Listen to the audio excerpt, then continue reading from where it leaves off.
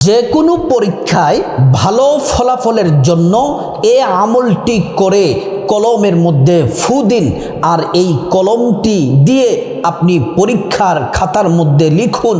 আল্লাহ পাকের রহমত হবে, ফলাফল ভালো হবে। পুরো আমলটি ভালো করে বোঝার জন্য সম্পূর্ণ ভিডিওটি মনোযোগ দিয়ে আপনাকে শুনতে হবে, দেখতে হবে। অপ্রিয় দিনী ভাই ও বোন, আমি প্রত্যেক মা বাবাকে প্রথমে বলবো, আপনার সন্তানের জন্য এই আমলটি আপনারা মা বাবাও করতে পারেন। আর আপনারা যারা ইউনিভার্সিটিতে পড়েন, কলেজে পড়েন, আমার যুবক যুবতী ভাই বোন, আপনারাও আমলটি করতে পারেন। যারা পরীক্ষা দিবেন তারাও আমলটি করতে পারেন। আর যদি সময়ের কারণে যারা পরীক্ষার্থী, আপনারা যদি আমলটি না করতে পারেন, আপনার বাবা মাকে দিয়ে আমলটি করালেও হবে। অত্যন্ত কার্যকর এবং অত্যন্ত ভালো আপনি আমলের ফলাফল পাবেন। প্রত্যেক পরীক্ষার জন্য আমলটি করতে পারেন। এসএসসি, এইচএসসি, ইউনিভার্সিটির পরীক্ষা, প্রত্যেক পরীক্ষার জন্য, মেডিকেলের পরীক্ষার জন্য, যে কোনো পরীক্ষার জন্য আপনি আমলটি করতে পারেন। আল্লাহ রাব্বুল আলামিন কোরআন শরীফের মধ্যে আল্লাহ তাআলা বড় চমৎকার করে বলেন, ওয়ানাজ্জালনা আলাইকাল কিতাবা তিবিয়ানাল লিকুল্লি শাই। আল্লাহ রাব্বুল আলামিন বলেন, ও দুনিয়ার মানুষ, আমি আল্লাহ তাআলা প্রত্যেকটা বিষয়ের সমাধান রেখেছি এই পবিত্র মহাগ্রন্থ আল কোরআনে। এমন কোনো বিষয় নাই যেই বিষয় কোরআনের মধ্যে নাই। প্রিয় দিনী ভাই ও বোন, আল্লাহ তাআলা কি এই আমলটি করে যখন আল্লাহর কাছে সাহায্য চাইবেন, আল্লাহ রাব্বুল আলামিন কোরআনুল কারীমের মধ্যে বলেন, ওয়াইদা সাআলাকা ইবাদি আন্নী ফাইন্নী করিব উজিবু দাওয়াতাদ দাঈ ইযা দাআন। আল্লাহ পাক বলেন, মুহাম্মদ সাল্লাল্লাহু আলাইহি ওয়াসাল্লাম, আমার বান্দারা যদি আপনাকে জিজ্ঞেস করে আমি আল্লাহ সম্পর্কে, আপনি বলে দেন, ইন্নী করিব, আমি আল্লাহ অতি নিকটেই আছি। আমি আল্লাহর কাছে যা চাইবা, যে দোয়া করবা, আমি আল্লাহ রাব্বুল আলামিন তোমাদের দোয়া কবুল করে নিব। এই আমলটি করলে শুধু যে পরীক্ষায় ভালো ফলাফল হবে সেটাই নয়, আপনার মেধা শক্তি আপনার সন্তানের বৃদ্ধি পাবে। এবং পরীক্ষার্থী যদি আমল করেন, আপনার মেধা শক্তি, স্মরণ শক্তি আল্লাহ পাক বাড়ায়া দিবেন। আমি আবারও বলছি, এই আমলটি প্রত্যেক পরীক্ষার জন্য আমলটি কার্যকর। আমার ছোট্ট ছোট্ট ভাই বোন যারা আছেন, স্কুলে পড়তেছেন, স্কুলের পরীক্ষার জন্য কার্যকর হবে। এবং আপনারা যারা এসএসসি পরীক্ষা দিবেন, আপনাদের জন্য কার্যকর হবে। যারা এইচএসসি পরীক্ষা দিবেন, আপনাদের জন্য কার্যকর হবে। যারা বিশ্ববিদ্যালয়ে ভর্তি পরীক্ষা দিবেন, মেডিকেলে ভর্তি পরীক্ষা দিবেন, যে কোনো পরীক্ষার জন্য অত্যন্ত কার্যকর আমল। আমি আমলটার শুরুতে আপনাদেরকে বলে দেই, এ আমল আপনি পড়াশোনা করবেন না আর শুধু আমল করবেন, কোনো কাজ হবে না। আপনাকে পড়াশোনা করতে হবে। পড়াশোনা করার পরে আপনি যদি আমলটি করেন, আল্লাহ তাআলা আপনার উপর রহম করবেন, আপনার উপর সাহায্য আল্লাহ তাআলা দান করবেন। আপনি পড়াশোনা করে চেষ্টা করবেন, সুন্দর প্রত্যেকটা বিষয়ে চেষ্টা করবেন, পড়াশোনা করবেন। তারপর আল্লাহর কাছে যখন আপনি আমলটি করে সাহায্য চাইবেন, আপনি পরীক্ষার মধ্যে গোল্ডেন এ প্লাস পাবেন, এ প্লাস পাবেন, এ গ্রেড পাবেন, ভালো ফলাফল আপনি অর্জন করতে পারবেন। অনেকে আমরা এমন দেখতে পাই যে পড়াশোনা করে মেধা ভালো কিন্তু রেজাল্ট খারাপ হয়। পড়াশোনা করে মেধা ভালো, অনেক আমার বোনেরা আছে যারা মেধা ভালো, পড়াশোনা করে কিন্তু ফলাফল ভালো হয় না। অনেক ছেলেরা আছে, যুবক ভাইরা আছে, আমার ছেলেরা আছে যারা পড়াশোনা করে কিন্তু ফলাফল ভালো হয় না। কেননা আপনি তো আল্লাহর উপর ভরসা করেন নাই। আপনি পড়াশোনা করেন এবং এই আমলটি করে এই কলমে ফু দিয়ে আপনি পরীক্ষার খাতার মধ্যে লিখেন। এই যে লেখা শুরু হবে, একদিক দিয়ে শুধু আপনার স্মরণ শক্তি বেড়ে যাবে, প্রত্যেকটা প্রশ্নের উত্তর আপনার ব্রেনের মধ্যে এসে যাবে, আপনি সুন্দরভাবে খাতার মধ্যে লিখতে পারবেন, হাতের লেখা সুন্দর হবে এবং কলমের লেখাতেও আল্লাহ তাআলা সাহায্য করবেন। প্রিয় দিনী ভাই ও বোন, মূল আলোচনায় চলে যাই। আমি আবারও বলছি, আমলটি পরীক্ষার্থী যারা তারাও করতে পারবেন। আর যদি আপনার সন্তান ছোট হয়, মা বাবা আমলটি করে কলমের মধ্যে ফু দিলেও হবে। প্রিয় মা বোনেরা আমার, প্রথমে কলম বাজার থেকে ক্রয় করে নিয়ে আসবেন, যে কলম দিয়ে আপনার সন্তান লিখতে পারে ভালো। আপনার সন্তান যে কলম পছন্দ করে সে কলম আপনি নিয়ে আসবেন। 5টি 10টি কলম নিয়ে আসবেন। এই কলমগুলা আপনি নিয়ে এসে প্রথমে সুন্দর করে ওযু করবেন, নবীর তরিকায় ওযু করবেন। ওযু করার শুরুতে নবীর তরিকা মতো ওযু করার শুরুতে পড়ে নেবেন বিসমিল্লাহির রহমানির রহিম। ওযুটা সুন্দর করে নবীর তরিকা মতো করলে আল্লাহ তাআলা 2টি পুরস্কার দিবেন। 1 নাম্বার পুরস্কার হলো ওযুর পানির সাথে গুনাহগুলা সব ঝরে ঝরে পড়ে যাবে। 2য় নাম্বার পুরস্কার হলো আল্লাহ রাব্বুল আলামিন হাসরের ময়দানে অজুর অঙ্গ প্রত্যঙ্গগুলার মধ্যে নূর দিয়ে দিবেন, নূরে চমকাতে থাকবে। প্যারা নবীজি সাল্লাল্লাহু আলাইহি ওয়াসাল্লাম আমাদেরকে দেখেই চিনে ফেলবেন, আল্লাহর কাছে নিয়ে যাবেন, সুপারিশ করে আল্লাহর জান্নাতে পৌঁছে দিবেন। সুবহানাল্লাহ। ওযু যখন শেষ, পশ্চিম আকাশের দিকে তাকিয়ে আঙ্গুলটা উঁচু করে একবার কালিমে শাহাদাত পড়বেন, আশহাদু আল্লা ইলাহা ইল্লাল্লাহু ওয়াহদাহু লা শারীকা লাহ ওয়া আশহাদু আন্না মুহাম্মাদান আবদুহু ওয়া রাসূলুহু। কালিমে শাহাদাত পড়লে কি হবে? আল্লাহ রাব্বুল আলামিন জান্নাতের ফেরেশতাদেরকে বলেন, ও জান্নাতের ফেরেশতারা, জান্নাতের গেটগুলা খুলে দাও, দরজাগুলা খুলে দাও। আমার বান্দারা যে দরজা দিয়ে মনে চায় সেই দরজা দিয়ে জান্নাতে প্রবেশ করবে আর জান্নাতের নাজি নিয়ামত ভোগ করবে। সুবহানাল্লাহ, আল্লাহু আকবার। প্রিয় মা বোনেরা আমার, ভালো করে শুনুন। তারপরে জায়নামাজটা বিছাবেন। জায়নামাজটা বিছায়া আপনি প্রথমে আপনার শরীরের কাপড়টাও যেন পবিত্র থাকে। তারপর আপনি 2 রাকাত নামাজ পড়বেন। কেন নামাজ পড়বেন? আল্লাহ কোরআনে বলছেন, ইয়া আইয়ুহাল্লাযীনা আমানুস্তাঈনু বিস-সাবরি ওয়াস-সালাহ। আল্লাহ পাক বলেন, হে ঈমানদারেরা, তোমরা নামাজের মাধ্যমে আমি আল্লাহর কাছে সাহায্য চাও। এজন্য 2 রাকাত নামাজ পড়বেন। এই নামাজ পড়েছেন স্বয়ং নবীজি, এই নামাজ পড়েছেন সাহাবাই কেরাম, এই নামাজ পড়েছেন আল্লাহর ওলিরা, যুগে যুগে মোমেনরাই নামাজ পড়েছেন, আল্লাহর সাথে সাথে তাদের চাওয়াগুলা পূরণ করেছেন। এই নামাজের নাম হলো সলাতুল হাজত নামাজ, মনের আশা প্রয়োজন পূরণ হওয়ার নামাজ। এই নামাজ পড়ে আপনার মনে যে গোল্ডেন প্লাস পাওয়ার, আপনার যে আশা, আপনার যে প্লাস পাওয়ার আশা, আপনার যে গ্রেড পাওয়ার আশা, সেই মনের আশা প্রয়োজন পূরণ হওয়ার জন্যই নামাজ। শুধুমাত্র 2 রাকাত নামাজ। এই নামাজ এতটাই গুরুত্বপূর্ণ, আল্লাহ তাআলা নামাজটাকে খুব মহব্বত করেন। 2 রাকাত নামাজ পড়বেন। আমি বাংলাতে নিয়তটা বলে দেই, আরবিতে যারা পারেন পড়বেন, কিন্তু আমি বাংলাতে সকলের সহজের জন্য নিয়তটা বলে দেই। আরবিতে নিয়তটা হলো এইভাবে, আমি আল্লাহর সন্তুষ্ট। আরবিতে নিয়তটা হলো এভাবে, নাওয়াইতু আন উসাল্লিয়া লিল্লাহি তাআলা রাকাতাই সলাতিল হাজাত নাফলি মুতাওয়াজ্জিহান ইলা জিহাতিল কাবাতি শরীফাতি আল্লাহু আকবার। এটা হচ্ছে আরবি নিয়ত। বাংলাতে নিয়তটা হলো এভাবে, আমি আল্লাহর সন্তুষ্টির জন্যে 2 রাকাত সলাতুল হাজত নামাজ আদায় করছি। এইভাবে পরে আল্লাহু আকবার বলে মা বোনেরা নিয়ত করবেন।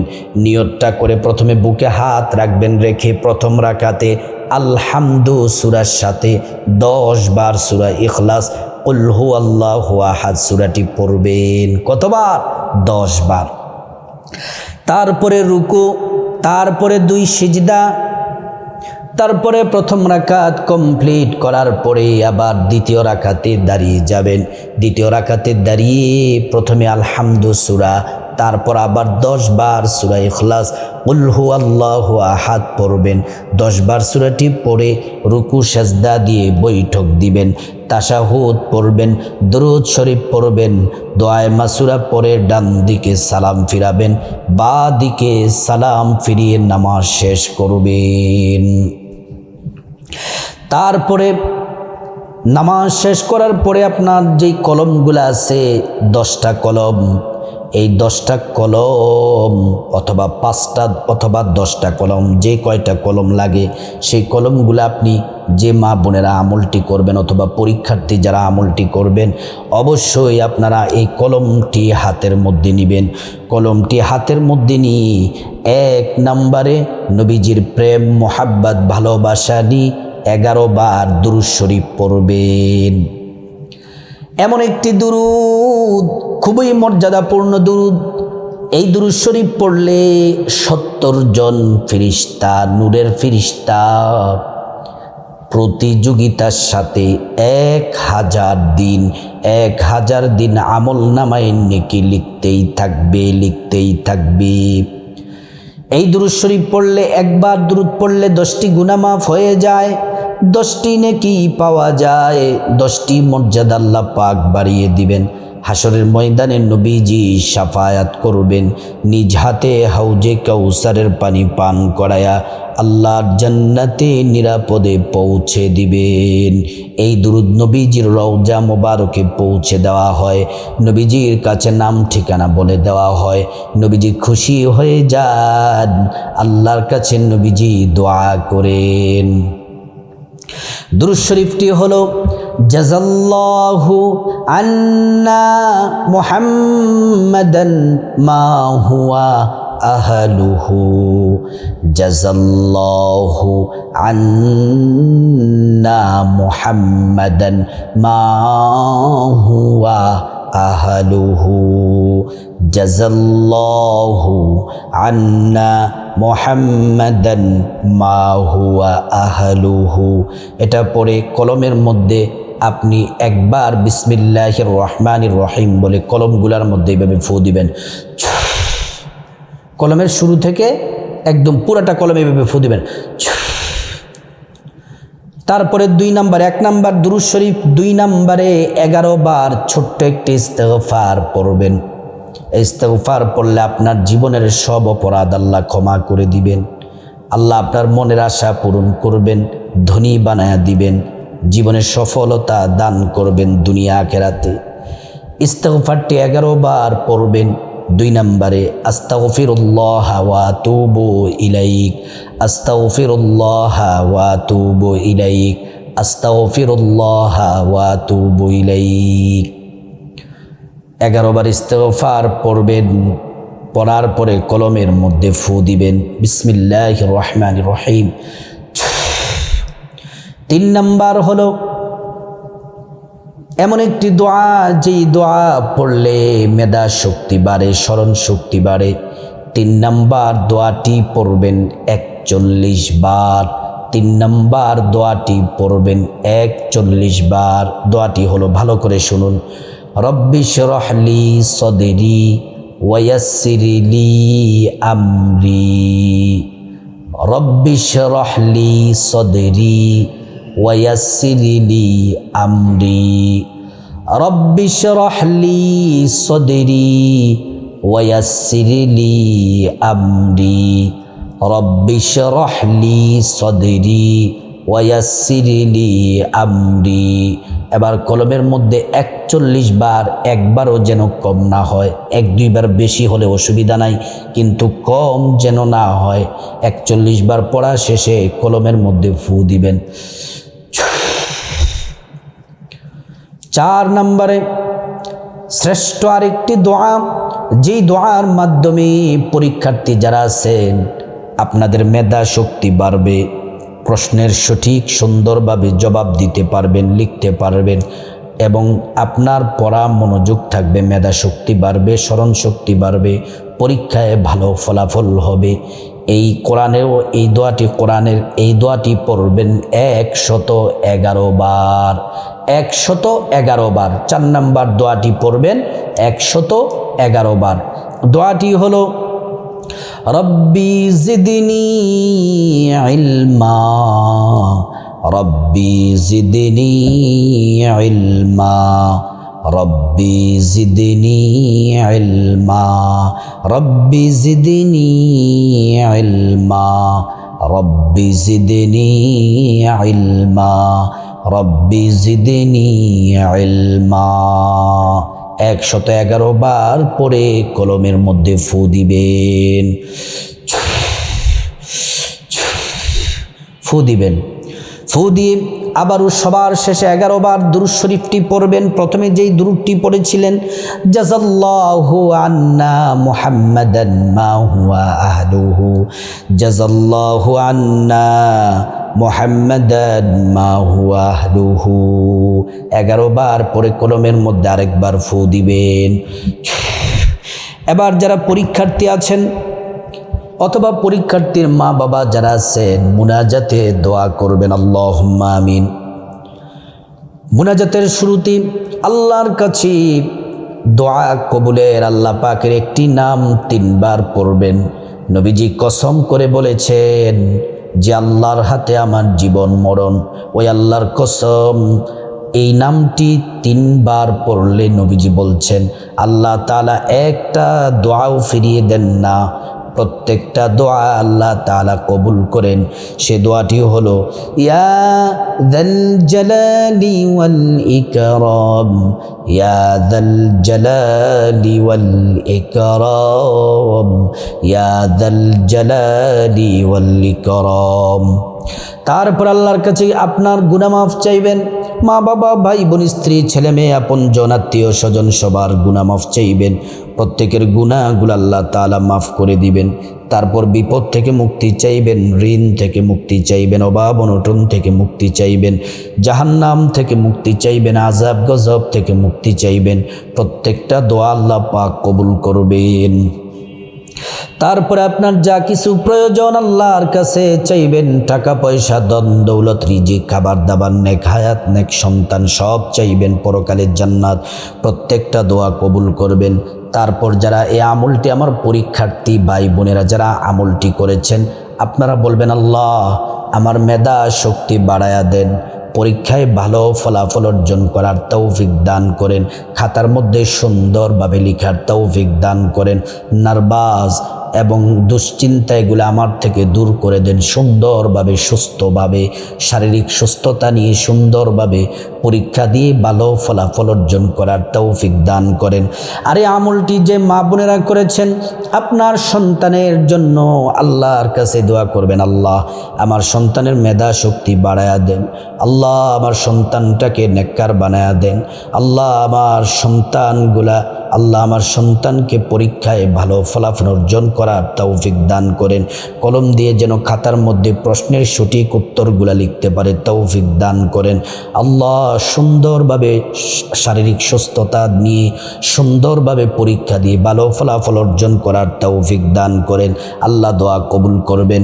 তারপর যাদের মা বাবা, আত্মীয় স্বজন কবরবাসী, তাদের জন্য দোয়া করবেন, আল্লাহ পাক তাদের দোয়া কবুল করবেন। এইভাবে আমলটি করবেন।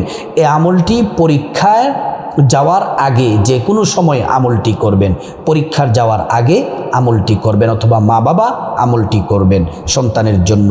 আল্লাহ রাব্বুল আলামিন প্রত্যেক পরীক্ষার্থী, যে কোনো পরীক্ষার্থী, স্কুলের পরীক্ষা হোক অথবা এসএসসি পরীক্ষা হোক অথবা এইচএসসি পরীক্ষা হোক, বিশ্ববিদ্যালয় ভর্তি পরীক্ষা হোক অথবা মেডিকেলের পরীক্ষা হোক, যে কোনো পরীক্ষায় আল্লাহ তাআলা যারা আমলটি করবে প্রত্যেককেই ভালো ফলাফল অর্জন করার আল্লাহ পাক তৌফিক দান করুন।